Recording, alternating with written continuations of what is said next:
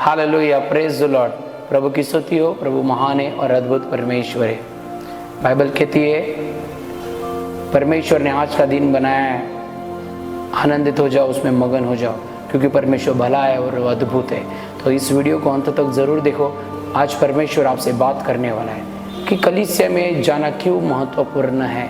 Hallelujah.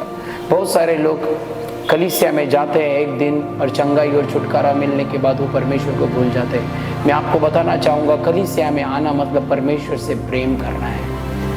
हमारा प्रेम हम बताते हैं कि हम परमेश्वर के भवन में जाते हैं और उसे कहते हैं कि परमेश्वर मैं तुझसे प्रेम करता हूँ, तू मेरा प्रेमी है, तू मेरा प्रभु है। हालेलुया। जैसे एक पिता अपने बेटे को मिलने के लिए जॉब से, काम से घर पे आता है, और एक बेटा स्कूल से अपने मम्मी पापा को मिलने के लिए घर पे दौड़ा दौड़ा आता है, मम्मी और पापा को देखता है, वैसे वो दौड़ना शुरू कर देता है। हालेलुया। वैसे जब आप परमेश्वर के भवन में आते हो, परमेश्वर भी आपको गले लगाना चाहता है, आपसे मिलना चाहता है, आपसे बातें करना चाहता है।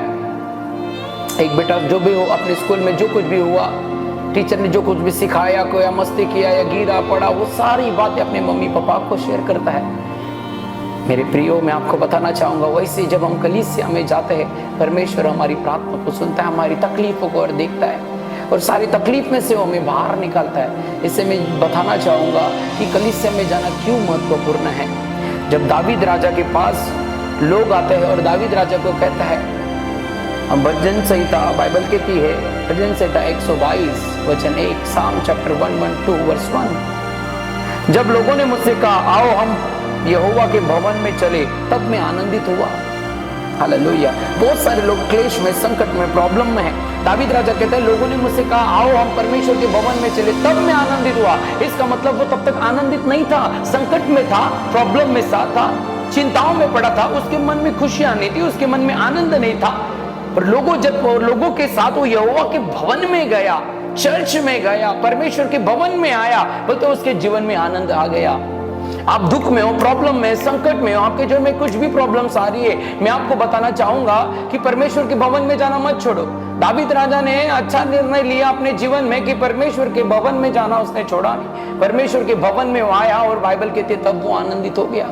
आपके जीवन में भी कोई दुख होगा, आपके जीवन में भी कोई प्रॉब्लम होगा, मैं आपको बताना चाहूंगा, आप कहीं भी जाओ पर आपके मन में आपके आनंद लाने वाला कोई नहीं है, खुशियों को लाने वाला कोई नहीं है।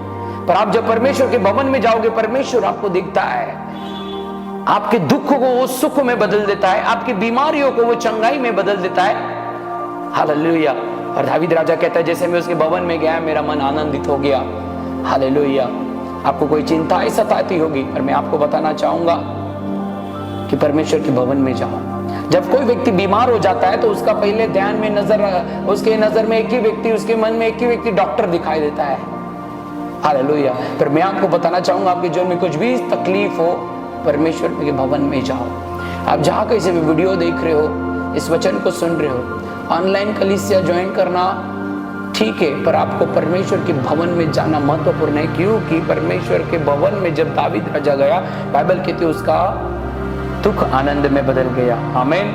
हालेलुया। जब आप संकट में हो, प्रॉब्लम में हो, परेशानी में हो, आपके संकटों को दूर करने वाला कोई नहीं है, आपके प्रॉब्लम में आपको दूर करने वाला कोई नहीं है। पर मैं आपको बताना चाहूंगा, जब दावीद राजा संकट में था, प्रॉब्लम में था, तब उसने एक निर्णय लिया कि मुझे परमेश्वर के भवन में जाके उसको पुकारना है।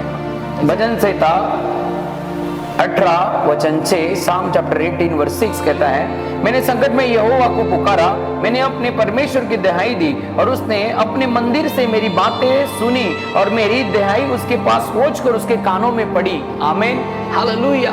मेरे प्यारे भाई बहनों, जो दावीद राजा संकट में था, प्रॉब्लम में था, वो बोलते हैं मैंने संकट में यहोवा को पुकारा, किसी मनुष्य को नहीं पुकारा। आपके जीवन में संकट है, प्रॉब्लम है, किसी को मत पुकारो, परमेश्वर को पुकारो, उसके पुत्र यीशु मसीह को पुकारो। हालेलुया। बोलते हैं दावीद मेरे संकट में उसने परमेश्वर को पुकारा, बाइबल कहती है, और परमेश्वर को दहाई दी और उसके मंदिर में उसने मेरी बातें सुनी और मेरी दहाई उसके पास पहुंची। जब आप परमेश्वर के भवन में आते हो, परमेश्वर अपनी प्रार्थना को सुनता है। हालेलुया। आप संकट में हो, प्रॉब्लम में हो, परमेश्वर के भवन में आओ। हालेलुया। परमेश्वर प्रार्थना को सुनता है, क्योंकि बाइबल कहती वचन से था 82 वर्स 1, साम चैप्टर 82 वर्स 1, परमेश्वर की सभा में परमेश्वर खड़ा है, वो ईश्वरों के बीच में न्याय करता है। आमीन, हालेलुया, हालेलुया। परमेश्वर के भवन में परमेश्वर खड़ा है, हालेलुया। जैसे एक व्यक्ति का घर होता है, उसके नाम के ऊपर वो घर रहता है, उस घर में रहने वाले वही व्यक्ति होते हैं जिसका घर है। वैसे परमेश्वर का भवन है, वो परमेश्वर के भवन में परमेश्वर खड़ा है। परमेश्वर इसलिए खड़ा है कि तुम्हारे संकट को दूर कर सके, तुम्हारी बीमारियों को दूर कर सके, तुम्हारी परेशानियों को दूर कर सके। तुम परेशान हो, संकट में हो, जैसे दावीद राजा ने निर्णय लिया कि परमेश्वर के भवन में जाऊंगा, मैं उसकी स्तुति करूंगा, मेरी सारी तकलीफें उसे बताऊंगा। और कहता है उसने मेरी प्रार्थना को सुना, मेरी दिहाई को उसने सुना और मुझे उत्तर दिया। जब वो परमेश्वर के भवन में गया, उसका दुखित मन था आनंद में बदल गया। आप में संकट में दुख कितना भी बड़ा आपके जीवन में प्रॉब्लम्स क्यों ना हो, परमेश्वर के भवन में आओ, परमेश्वर आपको छुएगा। हालेलुया। इसलिए यीशु मसीह हमेशा आराधना में जाके प्रचार करते थे, बीमारों को चंगा करते थे। हालेलुया। और बाइबल ऐसे बताती है प्रतिदिन आराधना में आके, चर्च में, परमेश्वर के भवन में आके प्रार्थना करते थे, लोगों को ठीक करते थे, उनकी परेशानियों को दूर करते थे, उनका दुख सुख में बदल देते थे, उनकी परेशानियां, उनकी बीमारियां, दुष्ट आत्मा से पीड़ित लोगों को वो चंगा करता था। परमेश्वर के भवन में आओ। बहुत सारे लोग क्या करते हैं कि मेरा भाई नहीं जाता तो मैं भी नहीं जाऊंगा, मेरी मम्मी नहीं जाती है तो मैं नहीं जाऊंगा। आप जाओ, आपके जाने की वजह से उनका भी उद्धार हो जाएगा। हालेलुया। मेरे प्यारे भाई बहनों, आपके जॉब की वजह से, आपके बिजनेस की वजह से परमेश्वर के भवन से दूर मत हो। जब तक आपको जॉब नहीं मिल रहा था, आप परमेश्वर से कहते प्रभु मुझे जॉब दो, परमेश्वर से प्रार्थना की, परमेश्वर ने आपको जॉब दिया, बिजनेस दिया, और आप संडे आना भूल गए हो, परमेश्वर के भूल गए हो। हालेलुया। आप परमेश्वर के भवन में आगे प्रार्थना की, परमेश्वर ने तो आपको आशीष दी, पर आप उस जिस परमेश्वर ने आपको आशीष दी उसी परमेश्वर को आप भूल गए। हालेलुया।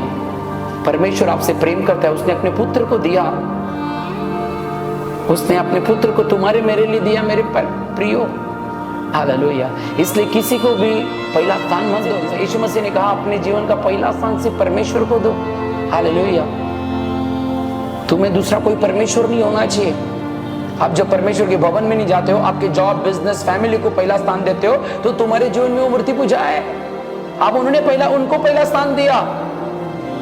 परमेश्वर को पहला स्थान दो, परमेश्वर के भवन में आओ। परमेश्वर के प्रेम से तुम्हें कोई अलग नहीं करना चाहिए। हालेलुया। आपका परिवार आपको अलग नहीं करना चाहिए, आपका फैमिली, आपका बिजनेस, आपका घर, आपका जॉब, या आपके पास खाने के लिए हो या ना हो, आपके पास पैसे हो ना हो, पर परमेश्वर के भवन में आओ। हालेलुया। उसकी आज्ञा को पालन करो। हालेलुया। आओ परमेश्वर के भवन में स्तुति करो, उसकी प्रशंसा करो, क्योंकि वो तुमसे प्रेम करता है।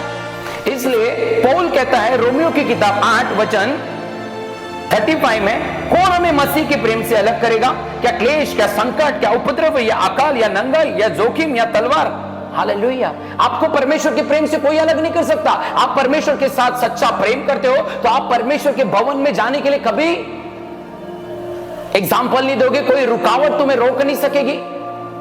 वही पौल आगे कहता है, 38 को हम जब पढ़ते हैं, 37 से जब पढ़ते हैं, परंतु इन सब बातों में हम उसके द्वारा जिसने हमसे प्रेम किया जयवंत से भी बढ़कर है, क्योंकि मैं निश्चय जानता हूं न तो मृत्यु, न तो जीवन, न स्वर्गदूत, न प्रदंताएं, न वर्तमान, न भविष्य, न सामर्थ्य, न ऊंचाई, न गहराई, और न कोई सृष्टि हमें परमेश्वर के प्रेम से जो हम हमारे प्रभु यीशु मसीह में अलग कर सकती है। हालेलुया। कोई आपको परमेश्वर के प्रेम से अलग नहीं कर सकता। किसी को भी पहला स्थान मत दो। हालेलुया। जो कोई भी आपको रुका रहा उसको पीछे रखो, परमेश्वर की उपस्थिति में आओ, परमेश्वर से प्रार्थना करो, परमेश्वर के भवन में आओ, उसको ढूंढो, उसके सामर्थ्य को ढूंढो, क्योंकि परमेश्वर के भवन में खड़ा है। अपने जीवन से परमेश्वर को पहला स्थान दो। चर्च में जाओ, प्रार्थना करो। बारिश आए तो लोग घर में बैठते हैं। पौल कहता है क्या परमेश्वर के प्रेम से कोई हमें अलग कर सकता है? क्या क्लेश, क्या संकट? जब पौल उसको 1.5 दिन पानी में रखा गया तो भी वो परमेश्वर से प्रेम कर रहा था। भूखा प्यासा था, उसको मारा गया, चाबुक से मारा गया, लकड़ी से मारा गया, 5 बार उसे मारा गया, तो भी वो परमेश्वर के प्रेम में, सेवा में बढ़ते गया। हालेलुया। आपके जीवन में इतनी ऐसे संकट प्रॉब्लम्स आएंगे, पर परमेश्वर के भवन में जाना छोड़ो मत मेरे प्रियो। परमेश्वर आपसे बहुत प्रेम करता है, उसके प्रेम से मत अलग हो जाओ। वो परमेश्वर महान है, वो आपसे बात करने के लिए आता है। इसे याकूब कहता है, याकूब की किताब अध्याय 4 वचन 8 में, हे परमेश्वर के निकट आओ, वो तुम्हारे निकट आएगा। हे पापियों, अपने हाथ शुद्ध करो, और ये दूषित लोगों, अपने हृदय को पवित्र करो। आप परमेश्वर के निकट आओ, वो तुम्हारे निकट आएगा। हालेलुया। इससे जब दावीद संकट में था, प्रॉब्लम में था, वो परमेश्वर के भवन में आया, उसका दुख आनंद में बदल गया। मैं आपको बताना चाहूंगा मेरे प्यारे भाई बहनों, जहां से भी आप इस वीडियो को देख रहे हो, आपके पास जीवित चर्च में, कलीसिया में जाओ। अपने संकट प्रॉब्लम में होगे तो भी जाओ। कोई भी रुकावट आपके जीवन में क्यों ना हो, आपके पास पैसे हो ना हो, आप परमेश्वर के भवन में जाओ। आपके जीवन में बीमारी हो, तकलीफ हो, फिर भी आप परमेश्वर के भवन में जाओ। जैसे आप परमेश्वर के भवन में जाओगे, आपकी तकलीफें दूर होती जाएगी, आपकी समस्या दूर होती जाएगी, आपकी बीमारियां दूर होती जाएगी। आपके जीवन में दुष्ट आत्मा क्यों ना हो, वो दुष्ट आत्मा भी निकलती जाएगी। हालेलुया, हालेलुया, क्योंकि यीशु मसीह के नाम में सामर्थ्य है। हालेलुया। मेरे प्यारे भाई बहन, मैं आपको बताना चाहूंगा, मैं परमेश्वर को, प्रभु यीशु मसीह पे 9 साल से विश्वास करता हूं। 9 साल से एक बार भी मेरे जीवन में ऐसा कोई दिन नहीं रहा कि मैंने संडे मिस किया होगा। एक समय ऐसा आया था कि मैं बीमार था, और मेरी मम्मी चिंता कर रही थी कि मैं बीमार था, बहुत सारा बुखार चढ़ा हुआ था, चलने नहीं जम रहा था। पर मैंने कहा नहीं, मैं परमेश्वर के भवन में जाऊंगा, क्योंकि उन पास्टर ने मुझे सिखाया था कि परमेश्वर के भवन में आना बहुत जरूरी है, परमेश्वर की स्तुति करना जरूरी है। 6 दिन आप काम करते हो, 1 दिन परमेश्वर को दो। हालेलुया। बहुत बुखार में था, प्रॉब्लम में था, 10 कदम चलता था तो चक्कर आ जाती थी, पर मैंने बोला नहीं, मुझे लेके चलो, मैं परमेश्वर के भवन में जाऊंगा। मेरे प्रियो, मैं आपको बताना चाहूंगा, मैं इतने संकट और प्रॉब्लम में था, बीमारी में था, बुखार में पड़ा था, चलने नहीं जम रहा था, चक्कर आ रही थी, पर मैं परमेश्वर के भवन में गया। हालेलुया। और जैसे मैं परमेश्वर के भवन में गया, प्रार्थना करते गया, और परमेश्वर ने मेरी बुखार को दूर कर दिया, मेरे वीकनेस को दूर कर दिया। मैं भवन में जब गया तब मुझे चलने नहीं आता था, पर जब प्रार्थना होने के बाद मैं भवन से निकला और चर्च से निकला तो मैं चलने लग गया। मेरे बुखार दूर हो गया। मैं खाना नहीं खाता था, मैं खाना भी खाने लग गया। मैं जो कुछ भी पहले खाता था, उल्टी आती थी, पर उस चर्च में मैंने खाना खाया और उसके बाद मैंने उल्टी भी नहीं की। हालेलुया। मेरा दुख आनंद में बदल गया, मेरी बीमारी चंगाई में बदल गई। इसे मैं आपको बताना चाहूंगा, आपके जीवन में भी ऐसी कोई प्रॉब्लम होगी, डरना मत, परमेश्वर के भवन में जाओ, प्रार्थना करो, चर्च में जाओ, आपकी प्रार्थना का उत्तर वो आएगा। क्योंकि बाइबल कहती है, धर्मी जन की प्रार्थना की ओर उसकी कान लगी है, वो प्रार्थना को सुनता है, परमेश्वर उसके भवन में है। इसलिए जब यीशु मसीह थे, यीशु मसीह ने पतरस को कहा, हम पढ़ेंगे मत्ती की किताब अध्याय 16 वचन 18, और मैं भी तुझसे कहता हूं कि तू पतरस है, और इस पत्थर पर मैं अपनी कलीसिया बनाऊंगा, और अधोलोक के फाटक इस पे प्रबल नहीं होंगे। हालेलुया। मेरे प्यारे भाई बहनों, परमेश्वर ने पतरस से कहा कि मैं कलीसिया को बनाऊंगा, अधोलोक के फाटक उस पे कभी प्रबल नहीं होंगे। घरों में चोरी हो सकती है, प्रॉब्लम आ सकती है, पर जो परमेश्वर के भवन में आया है उस पे परमेश्वर की उपस्थिति बनी रहती है। बोलते बाइबल कहती है उसके ऊपर कोई अधोलोक के फाटक प्रबल नहीं हो सकते, कोई शैतान की ताकत उसके ऊपर प्रबल नहीं हो सकती, कोई अधोलोक के फाटक उस पर प्रबल नहीं हो सकते। इसे कलीसिया जाओ, कलीसिया परमेश्वर का मस्तक है। हालेलुया।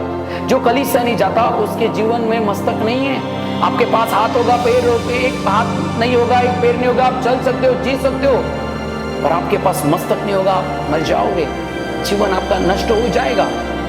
इसे कलीसिया को परमेश्वर ने मस्तक कहा है। कलीसिया से जुड़ो, उस कलीसिया को छोड़ के मत जाओ।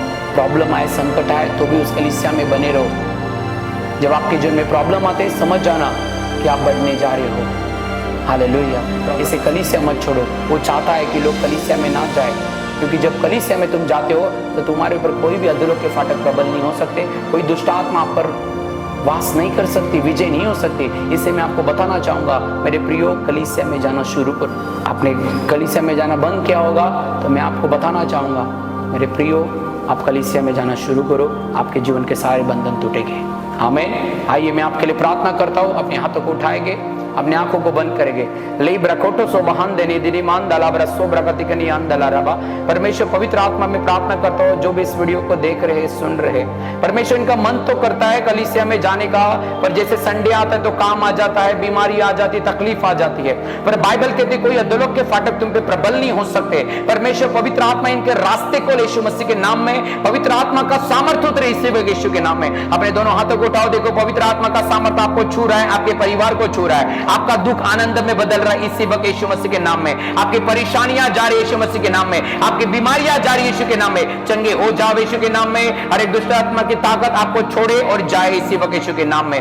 आपकी इच्छा परमेश्वर पूरी करे। आज से आप परमेश्वर के भवन में जाने वाले बने, आज परमेश्वर से प्रेम करने वाले बने। कोई आपको संसार का प्रेम आज के बाद रुकाएगा नहीं यीशु के नाम में। मैं हर एक जो शैतान की ओर से आए हुए प्लान को मैं बांध देता हूं यीशु के नाम में, और परमेश्वर की योजना को आपके जीवन में खोलता हूं। आप आज के बाद आपका घराना परमेश्वर के भवन में जाएगा और आपके जीवन में गवाही होगी, और परमेश्वर आपकी प्रार्थना को सुनेगा और आपकी प्रार्थना को उत्तर देगा। और आज से परमेश्वर आपके जीवन को बदलने जा रहा है, आपके रास्ते खुलने जा रहे हैं, आपके संकट दूर हो रहे, आपका दुख आनंद में बदल रहा है यीशु मसीह के सामर्थ्य नाम में। मैं पवित्र आत्मा इन सारे परिवार को आपके हाथ में समर्पित करता हूं। इन्हें शक्ति और सामर्थ्य और बल दे यीशु मसीह के नाम कि तेरे भवन में जाए, और हर एक रास्ते जो रुकावट आ रही है आज से यीशु के नाम से नष्ट हो जाए यीशु के सामर्थ्य नाम से सारी रुकावट, और आपके रास्ते खुले। स्वर्गदूत इनकी सहायता करे, मदद करे। मैं आपके परिवार को आशीषित करता हूं यीशु के सामर्थ्य नाम में। आमीन आमीन।